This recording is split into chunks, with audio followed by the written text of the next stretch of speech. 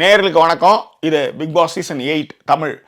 இதில் முத்துக்குமரன் போட்டியாளராக இருக்கிறாரு. அது உங்களை எல்லாருக்குமே தெரியும். தமிழ் பேச்சு எங்கள் மூச்சு அந்த நிகழ்ச்சி மூலமாக பிரபலமாகி பிரபல தொலைக்காட்சிகள்லேருந்து நிறைய தொலைக்காட்சிகளில் யூடியூப்ல இன்டர்வியூலேருந்து நிறைய இடங்களில் வந்து ஒரு பணியாற்றிருக்கிறார். அது உங்களுக்கு தெரியும். இப்போ கண்டஸ்டண்டாக வந்திருக்காரு. அவர் மீது நிறைய விமர்சனங்கள் வருது. அதே நேரத்தில் அவர் வந்து மெச்சூர்டாகவும் சொல்கிறாங்க, அதே நேரத்தில் இம்மெச்சூர்டாகவும் சொல்கிறாங்க.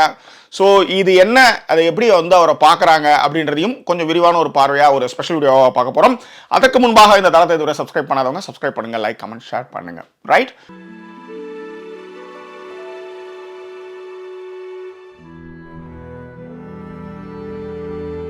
முத்துக்குமரனை பற்றி விரிவாக பார்க்கறதுக்கு முன்னாடி எங்கள் சேனலுக்கு சப்போர்ட் பண்ணணும்னு நினைக்கிறவங்க பின்னாடி இருக்கிற bank account number, QR code and UK number தொடர்பு கொண்டு எங்களுக்கு வந்து சப்போர்ட் பண்ணணும்னு நினைக்கிறவங்க சப்போர்ட் பண்ணுங்கள். அது மட்டும் இல்லை, இந்த வீடியோ பிடிச்சிருந்தா கண்டிப்பாக லைக் போட மறக்காதீங்க. ஓகே, இப்போ நம்ம விஷயத்துக்கு போவோம். முத்துக்குமரன் அறம் அப்படின்ற ஒரு பேச்சு எடுத்ததுமே அவர் வந்து ஒரு பூமர் லிஸ்ட்டில் சேர்த்து விக்ரமனை வந்து நிறைய ட்ரோல் பண்ணாங்க. அறம் வெல்லும்னு அவர் நக்கல்லாம் விட்டுட்டு இருந்தாங்க. ஸோ அவர் தான் இவர் அப்படின்ற ஒரு பக்கம் ஒரு சாரர்கள் பேசிட்டு இருக்காங்க. இன்னொரு பக்கம் வந்து புத்தக வாசிப்பு, அதன் பிறகு வந்து அவர் வந்து இன்ட்ரோலே கூட பார்த்தீங்கன்னா யாதும் ஊரே யாவரும் கேளீர்ன்ட்டு நிறைய தமிழ் வாசிப்பு அனுபவம், அதே மாதிரி அவர் RJ ஆனந்தி அவங்க கூடயும் வந்து அவர் வந்து புத்தக வாசிப்பு குறித்து தான் நிறைய பேசிட்டு இருந்தாரு. இந்த பக்கம் பார்க்கும்போது அவர் வந்து பிரதீப் மாதிரியா அப்படின்ற ஒரு கேள்விகளை எழுவதை வந்து தவிர்க்க முடியல. சரி, முத்துக்குமார் வந்து என்ன பண்ணியிருக்காரு, ஒரு 2-3 நாள் அவர் என்னதான் பண்ணாரு அப்படின்றதான் இங்க வீடியோவில் பேச போறோம். ஃபர்ஸ்ட் வந்து நாம கூட வந்து விமர்சனம் வச்சோம். அறம் வெல்லும் அப்படின்னு சொல்லிட்டு ஒரு சின்ன பொண்ணு போகும்போது அந்த பொண்ணுக்கு ஆதரவாக அவர் வந்து பேசியிருக்கணும் அப்படின்றத நம்ம சொன்னோம். ஏன்னா ஃபர்ஸ்ட் 2 நாள் போது சர்வைவல் ஆஃப் த ஃபிட்டஸ்ட்ல அது தப்பிச்சிட்டாங்கன்னு கூட வச்சுக்கலாம். பட் ஆனாலும் இந்த விமர்சனம் வந்து மெத்தப்படுத்தவர்கள் முன்னே, அதாவது ஓரளவுக்காவது மீடியாவில் எல்லாரையும் தெரிஞ்சவங்க அறிஞ்சவங்களாம் இருக்கும்பொழுது முதல் படியில் கால் எடுத்து வைக்கிற ஒரு பொண்ணை வந்து எல்லாரும் சேர்ந்து வீட்டுக்கு அனுப்பிச்சிட்டாங்கன்ற ஒரு விமர்சனத்தை முன் வச்சோன்னு வச்சுக்கோங்களேன். இந்த விமர்சன பார்வையில் எல்லாருமே பேசிட்டு இருக்கும்போது அதில் வந்து பேச்சு திறமை வந்து முத்துக்குமரனுக்கு வந்து நிறையவே இருக்கு. ஸோ அவர் என்ன செஞ்சாரு அப்படின்னா, இந்த பிக் பாஸ் வீட்டில் நான் இப்போ ஒரு வளர்ற கலைஞன், எது நம்ம சச்சனாவை வந்து யார் யாரெல்லாம் பண்ணலாம் யார் யாரெல்லாம் பண்ணக்கூடாது அப்படின்னு பேச்சு போகும்போது முத்துக்குமார் பேசுறார். இந்த பிக் பாஸ் வீட்டில் நான் வந்தது பெரிய விஷயம். ஏன்னா நான் வந்து ஒரு வளர்ற கலைஞன். இப்போ நான் வந்தது வந்து என்னால் நம்ப முடியல இந்த பிக் பாஸ் வீட்டுக்கு.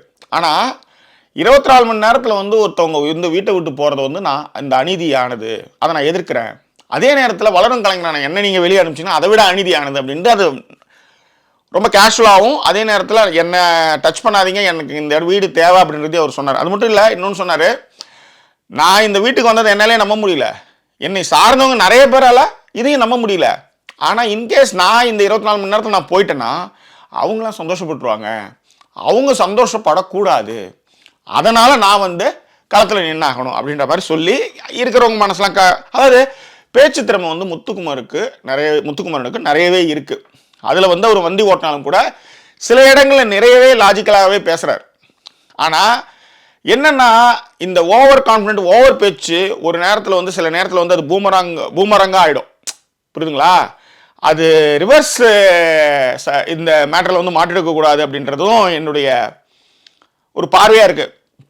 ஏன்னா பிரதீப் வந்து அசைக்க முடியாத அளவுக்கு ரொம்ப ஸ்ட்ராங்காக இருந்தாப்புல, என்னை யாரும் அடிச்சிக்கவே முடியாது. இப்போ இவரும் அதை தான் சொன்னார், 99.9% வந்து நான் வீட்டை விட்டு வெளியே போகிறதுக்கு வாய்ப்பில்லை, நான் கடைசி வரையிலும் இந்த வீட்டில் இருப்பேன் அப்படின்ற கான்ஃபிடன்ஸ் சொல்கிறார். பட் அந்த கான்ஃபிடென்ட்டு சும்மாலாம் சொல்லலை, நிறைய பேச்சு, நிறைய பேசி நிறைய கிரகிச்சு இந்த விளையாட்டை பற்றி நல்லா தெரிஞ்சு உள்ளார வந்து இருக்கிறவர், அதாவது பிரதீப் மாதிரியான ஒரு கேரக்டர். ஏன்னா பிரதீப் வந்து ஒரு ப்ரோக்ராம் ப்ரொடியூசராக இருந்துட்டு வந்தவர். ஸோ விக்ரமனுக்கும் அந்த மாதிரியான அனுபவங்கள்லாம் இருந்தாலும் கூட அந்த வழியில் வந்திருக்கிறவர் தான் வந்து, ஏன்னா பிரதீப்புடைய ஐடியாலஜி மற்ற விஷயங்கள்லாம் அது வேறு. அவர் வந்து ப்ரோக்ராம் ப்ரொடியூசராக இருந்தாலும் நான் சொன்னேன் அந்த முன்னாடியே. பட் முத்துக்குமரன் வந்து அவரும் ப்ரோக்ராம் ப்ரொடியூசர், அதுக்கப்புறம் வந்து ஹோஸ்டாலாம் நிறைய சேனலில் யூடியூப் சேனல்லாம் இருந்திருக்காரு. ஆனால் இந்த பேச்சு இருக்கு இல்லையா, இந்த பேச்சு வந்து அங்கே, ஏன்னா 24 மணி நேரமும் நீங்கள் பேசிட்டு இருக்கும்போது காமிச்சிட்டு இருக்கும்போது எங்கேயாவது ஒரு இடத்துல ரூப் ஹோலில் நீங்கள் வந்து வாயை விட்டுரு. உதாரணத்துக்கு நான் வந்து 99.9% நான் இந்த வீட்டை விட்டு போகிறதுக்கு வாய்ப்பே இல்லை அப்படின்னு சொல்லிட்டு அவரு சத்யா அப்புறம் வந்து இவர் தீபக், இவங்க 3 பேரும் உட்காந்து பேசுகிற இடத்துல அவர் வந்து சொல்லுவார். என்ன சொல்லுவார்னா, அதாவது 99.9% நான் போக மாட்டேன். ஆனால் இப்போ நான் என்ன பண்ண போகிறேன்னா இதை எதிர்த்து, அதாவது இந்த வீட்டில் முதல்ல நாமினேஷன் ஆகி கடைசி வரையும் நான் நாமினேஷனில் தான் இருப்பேன், ஆனால் மக்கள் எனக்கு ஓட்டு போட பழகிடுவாங்க. நான் இப்போலேருந்தே மக்களை வந்து எனக்கு ஓட்டு போட வழி நடத்துகிறேன். இப்போலேருந்தே மக்கள் வந்து என்னை அவங்களுடைய ஒருவனாக மாற்றிக்கிறதுக்கும் எனக்காக வந்து நிற்கிறதுக்கும் நான் தயார்படுத்திகிட்டு இருக்கேன். நான் வந்து இவங்க இங்கே இருக்கிறவங்க எல்லாருமே, அதாவது யாரை வந்து நாமினேட் பண்ணுவாங்க, தப்பாக விளையாடுறவங்க நாமினேட் பண்ணுவாங்க. ஆனால் சரியாக விளையாடுறவங்கள அவங்க வந்து காப்பாற்றி விட்ருவாங்க. இந்த வீட்டில் இருக்கிறவங்களுக்கு ஒன்றா என்னை வந்து பிடிக்காம இருக்கலாம். இப்போ உதாரணத்துக்கு வந்து அந்த பேச்சு ஓடிட்டு இருக்கும்போது எதிர்க்க சத்யா வந்து ஒரு நாமினேட் பண்ணார்னு நினைக்கிறேன், முத்துக்குமரனை. அப்படி இருக்கும்போது அவர் என்ன சொல்கிறாருன்னா, என்னை ஏன் நாமினேட் பண்ணுறாங்க, இந்த வீட்டில் இருக்கிறவங்க என்னை பிடிக்காது, நான் தப்பாக செய்கிறேன். ஆனால் நான் வந்து தப்பாகவே செஞ்சாலும் இந்த வீட்டை பொறுத்தவரை ஏன்னா இவங்களுக்கு தான் தப்பு, எனக்கு அது சரின்னு தெரியும். அந்த சரின்னு தோன்றது வெளியில் இருக்க ஆடியன்ஸுக்கும் சரின்னு தோன்றதுனால என்னை காப்பாற்றி விடுவாங்க. ஸோ இந்த ஃபஸ்ட்டு இந்த ஒரு 4-5 வாரத்துக்கு நான் வந்து நாமினேட் ஆகி நான் வந்து அவங்கள வந்து எனக்கு ஓட்டு போட பழக்கிட்டேன்னா 5ஆவது வாரத்துலேருந்து அவங்க வந்து எனக்கு கண்டிப்பாக வந்து கடைசி வரையும் சப்போர்ட்டாகவே இருப்பாங்க. அந்த லாஜிக் வந்து இந்த வீட்டை பொறுத்தவரைக்கும் ரொம்ப சூப்பரான ஒரு லாஜிக்கு, ரொம்ப சூப்பரான அனாலிசிஸ். அதுதான் சொல்கிறேன். அதனால் முத்துக்குமார் வந்து ஒரு ஸ்ட்ராங் கண்டஸ்டண்ட்டு, அந்த கான்ஃபிடன்ட் லெவல் எல்லாமே ஓகேவாக இருந்தாலும் எங்கேயாவது ஒரு இடத்துல சறுக்கிறதுக்கான வாய்ப்புகள் நிறையவே இருக்குது. இந்த மாதிரி லூஸ் டாக் வந்து நிறைய வந்து பிரதீப்பும் விட்டார். அது எப்படின்னா, ஒரு கேம் நடக்கிறதுக்கு முன்னாடி இந்த கேம் வந்து இப்படி தான் போகும், இப்படி தான் வருன்ற மாதிரி ஒரு ஐடியாவெல்லாம் வந்து வெளியில் சொல்லுவார். ஆக்சுவலி அதில் வந்து அந்த ஒரு சர்ப்ரைஸ் எலமெண்ட்னு ஒன்று இருக்கும் இல்லையா, அந்த சர்ப்ரைஸ் எலமெண்ட் எல்லாமே அந்த இடத்துல வந்து உடஞ்சி போகும்.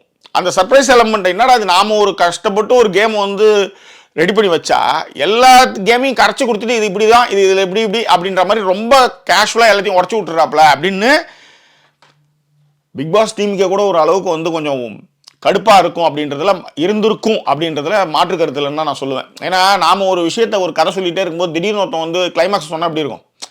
Same like that. ஓகே, அதனால் இந்த கால்குலேஷன், இந்த அனாலிசிஸ் வந்து முத்துக்குமரனுக்கு கை வருது. அதே நேரத்தில் இவர் ரஞ்சித் கூட சொன்னார், மற்றவர்களுடைய தயக்கங்களை வந்து முத்துக்குமரன் வந்து கரெக்டாக யூஸ் பண்ணிக்கிறாரு. ஏன்னா எப்படி சொல்கிறது, வந்தால் மழை போனால் மயிருன்ற ஒரு மனநிலை தான் அவர் இருந்தார். அதனால தான் நடிக்கிறாங்கன்றதை மிக அழகாக ரஞ்சித் மாதிரியானவங்க வந்து மேல் பூச்சிக்கு பேசிகிட்டு இருக்காங்க. அவங்க வந்து இயல்பேவே இல்லை, அவங்க நடிக்கிறாங்கன்ற ஒரு ஸ்டேட்மெண்ட்டையும் முத்துக்குமரனால் வைக்க முடிஞ்சது. வந்து விக்ரமன் இப்போ பிரதீப் மாதிரி வந்து கொஞ்சம் சில விஷயங்களை அனலிசிஸில் வந்து பக்காவாக இருந்தாலும் கூட எங்கே வந்து விக்ரமன் சாயலை எடுத்தார் அப்படின்னும் போது அறத்தை வந்து கையில் எடுத்தார். அதாவது என்னென்னா, அந்த தீபக்கு சத்யா கூட பேசிகிட்டு இருக்கும்போது ஒரு விஷயம் என்ன சொன்னார்னா, அதாவது பொதுவாக வந்து பொதுமக்கள் வந்து யாரை வந்து ஜெயிக்க வைப்பாங்கன்னா அறத்தின் பால் நிற்கிறவங்களை ஜெயிக்க வைப்பாங்க. அறத்தின் பால்னா என்ன, எப்படி அப்படின்ற மாதிரி தீபக் கேட்கும்போது சொல்லுவாப்புல, அதாவது 90.99% தான் நல்லவங்களாக ஜெயிக்க வைப்பாங்க. அதே நேரத்தில் வந்து கெட்டவங்க ஜெயிக்கவே இல்லையா அப்படின்ற கேள்வியும் வரும், அதுவும் உண்டு. ஆனால் சதவீதங்கள் வந்து ரொம்ப குறைவு. இதே 99% வந்து அறத்தின்பால் நிற்கிறவங்க தான் ஜெயிப்பாங்க. 1% வேணால் வந்து இந்த மாறுபாடுகள் இருக்கலாம் அப்படின்றத சொல்லிட்டு அவர் சொல்லுவார்.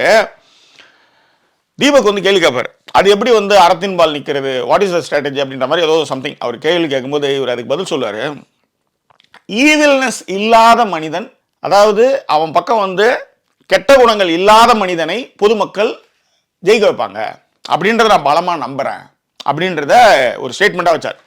இப்போ இந்த அறம் இந்த மாதிரியான விஷயங்கள்லாம் பேசுனது யாருன்னு பார்த்தீங்கன்னா விக்ரமன் நிறைய பேசுறதுனால விக்ரமன் கூடயும் முத்துக்குமரன் வந்து சேர்த்து வச்சு கிரிஞ்சா பேசுகிறாரு, பூமராக பேசுகிறாரு அப்படின்றது. இன்னொன்று, இங்கே தமிழில் பேசினாலே அதுக்கான ஒரு பேச்சும் இங்கே நிலவுது. உதாரணத்துக்கு வந்து கமல் வந்து நிறைய ட்ரோல் ஆனதுக்கு மிக முக்கிய காரணங்கள் அவருடைய பேச்சு. அவர் வந்து இயல்பு மொழியில் பேசாமல் அவர் வந்து நாங்கள் அப்போது ஆளுகைக்கு உட்பட்டிருந்த போது அப்படின்ற மாதிரி ஆரம்பிக்கிறது இங்கே எல்லாருக்குமே வந்து ஒரு மாதிரியான எரிச்சலை கொடுக்குது. ஏன்னா எப்பயுமே நாம் ஒரு விஷயம் ஒன்று செய்யும்போது அதை இன்னொருத்தவங்க வேறு மாதிரி அந்த விஷயத்தை நம்மளால் ஃபாலோ பண்ண முடியலன்னா ஒரு கடுப்பும் ஒரு வெறுப்பும் வரும். அப்படி வர முடியலன்னு வச்சுக்காங்களேன், அதை வேறு ஏதாவது ஒரு விஷயத்தில் போட்டு அதை வந்து காலி பண்ணுவாங்க. கமல் மீது 1000 விமர்சனங்கள் இருந்தாலும் அவருடைய பேச்சு புரியல, அவருடைய பேச்சு வழக்கு வந்து சரியில்லைன்ற விமர்சனங்களுக்கு காரணம் அவர் நிறைய தமிழ்லே பேசுவார். அதை வந்து கிரிஞ்சு பூமர் அப்படின்ற ஒரு விஷயத்துக்கு அவங்க எடுத்துன்னு போயிடுறாங்க. அதே தான் முத்துக்குமரனும் இந்த கிரிஞ்சு பூமர் அப்படின்ற விஷயத்துக்கு இந்த அறம் அப்புறம் தமிழ் இந்த மாதிரி விஷயங்கள்லாம் பேசினாலே அவர் அந்த ஒரு கேட்டகரிலையும் எடுத்துன்னு போய் வைக்கிறாங்கன்னு சொல்ல வரேன் நான்.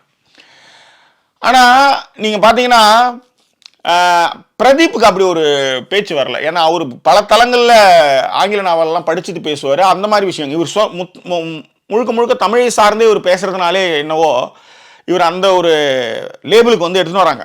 அதுவும் நம்ம இந்த இடத்துல கவனிக்கணும்.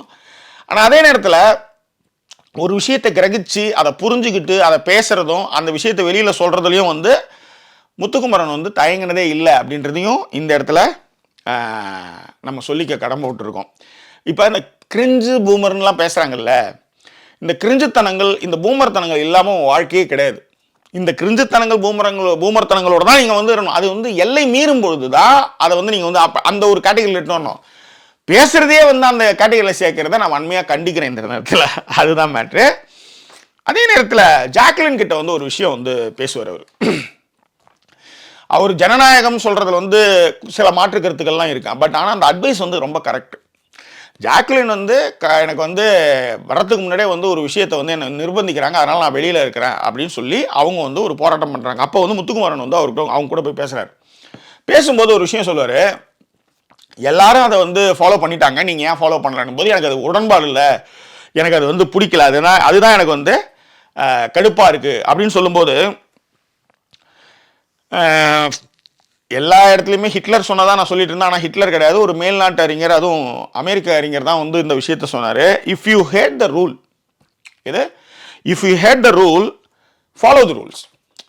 ஒரு கட்டுப்பாடுகளையோ இல்லை விதிமுறைகளையோ உங்களுக்கு பிடிக்கவில்லை என்றால் அதை நீங்கள் கண்டிப்பாக பின்பற்றிட்டு go to the high and kick it.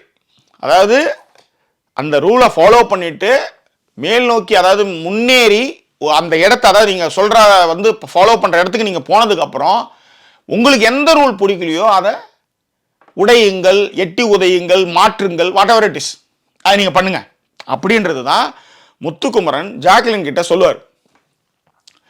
தமிழகத்தில் கூட வந்து பார்த்தீங்கன்னா நீதி கட்சி தொடங்கி இதை எல்லாருமே ஃபாலோ பண்ணுவாங்க. பெரியார் வந்து வாக்கரசியலுக்கு எதிராக இருந்தார், அதிலிருந்து அண்ணா எல்லாரும் இருந்தாங்க, நீதி கட்சி ஆரம்பித்தாங்க, அப்புறம் திமுக ஆரம்பித்தாங்க. இது வந்து பெரியாருக்கு பிடிக்கல, பிரிஞ்சாங்க. ஆனால் அதிகாரம் இல்லாமல் இங்கே ஒரு மயிரும் பிடுங்க முடியாதுன்றது அண்ணாவுக்கு வந்து உணர்ந்தார்.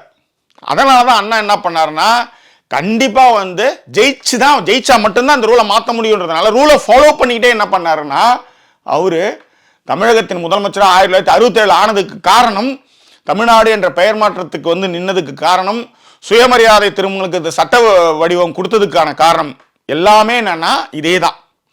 ஒரு விஷயத்தை நீங்கள் ஒரே அடியாக நிராகரிக்க முடியாது. நீங்கள் வந்து if you hate the rules you should follow, okay, and go to the high and kick it அப்படின்றது தான். அதை தான் வந்து அண்ணா வந்து 1960 அதை ஃபுல்லாக செஞ்சு 1967 முதலமைச்சர் ஆனார்ன்றதை இந்த இடத்துல நினைவு கூட கடமைப்பட்டிருக்கேன். அது ஒன்று, ரைட். இப்போ முத்துக்குமார் வந்து என்ன பண்ணலாம் அப்படின்ற ஒரு கன்க்ளூஷனோட இந்த வீடியோ முடிக்கலான்னு இருக்கேன். நான் ஏற்கனவே சொன்னது தான், நம்மை விட வித்தியாசமாக ஒருத்தவங்க யாராவது செய்கிறாங்கன்னா நிச்சயமாக அவங்க மேலே ஒரு கவனம் இருக்கும், அது ஃபஸ்ட்டு. ஆனால் அதே வந்து கொஞ்சம் எல்லை மீறலாகவோ இல்லை ஏதோ ஒரு விஷயமோ நகரும் போது என்ன ஆகுதுன்னா அது ஒரு பெரிய கடுப்பு உருவாகிடும். இப்போ இந்த வீடியோவே பார்க்குறவங்களுக்கு நிறைய பேருக்கு நம்மளை பிடிக்கவும் பிடிக்காது, சில நேரத்தில் பிடிக்கும். ஆனால் அதாவது மறுதலுக்கவே முடியாமல் ஃபாலோ பண்ணுவாங்க. அதே நேரத்தில் வந்து ஏன்பா பிடிக்கலன்னு என்ன பண்ணணும், கிளம்பணும் இல்லை பண்ண மாட்டாங்க. அந்த வீழ்ச்சியை அவங்க வந்து ரசிக்கிறதுக்கு காத்துக்கிட்டு இருப்பாங்க. அந்த மாதிரி இப்போ புதுசாக ஒரு விஷயத்த கொஞ்சம் ஒரு அறிவுபூர்வமாக ஒரு விஷயத்தை அணுகிறதுலேருந்து பேசுறதுலேருந்து முத்துக்குமரன் கொஞ்சம் ஒரு ஸ்ட்ராங் கண்டஸ்டாகவும் இருக்கிறார். ஆனால் இது வந்து ஓவர் கான்ஃபிடென்ட்டாக ஆகும்போது என்ன ஆகுதுன்னா அது பிரச்சனை ஆகிடும். இப்போ நம்மளால் எதுவும் சொல்ல முடியாது அவருக்கு, அவர் வந்து வீட்டில் இருக்கிறார், வெளியே வந்தால் தான் அது என்ன பிரச்சனை என்ன மைனஸ்ன்றதை பார்க்க முடியும். ஆனால் சில நேரங்களில் அவருடைய பேச்சுக்கள் வந்து ஓவர் கான்ஃபிடென்ட்டாகவும் சில நேரங்களில் கிரிஞ்சுத்தனமாகவும் கொஞ்சம் பூமர்த்தனங்களையும் உள்ளடக்கி வருதுன்னு வச்சுக்காங்களேன். இப்போ உதாரணத்துக்கு வந்து நான் பெண்களை மதிப்பவன் அப்படின்னு பேசுறது வந்து கரெக்டான ஸ்டேட்மெண்ட்டு, நான் என்ன நினைக்கிறேன் அப்படின்றத சொல்றது கரெக்டான ஸ்டேட்மெண்ட்.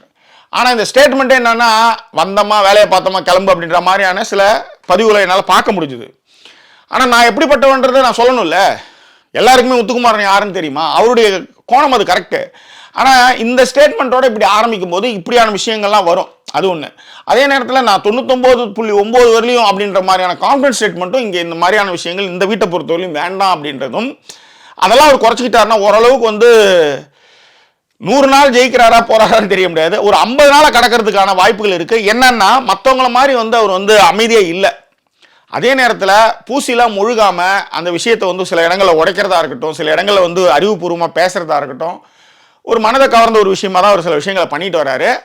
அது வந்து ஓவர் கான்ஃபிடென்ட்டால உடஞ்சிடக்கூடாது அப்படின்றது தான். அப்படி உடஞ்சிட்டா என்ன ஆகுன்னா இவர் சொன்னது தான், வெளியில் எல்லாரும் வந்து நான் போனதே நம்பலை, சப்போஸ் நான் வெளியே போட்டேன் சிரிச்சிருவானுங்க, அவனுக்கு சிரிக்கக்கூடாதுன்றதுக்காக தான் நான் இருக்கிற உள்ளாரன்றதை நிரூபிக்கணும்னா அவர் பேச்சுகளில் கொஞ்சம் ஓரளவுக்கு அந்த கான்ஃபிடென்ட்டை வந்து லெவலை வந்து குறைச்சிக்கணுன்றது தான். அதுக்கு முன்னுதாரணமாக பிரதீப்பை நான் சொல்லிட்டேன்.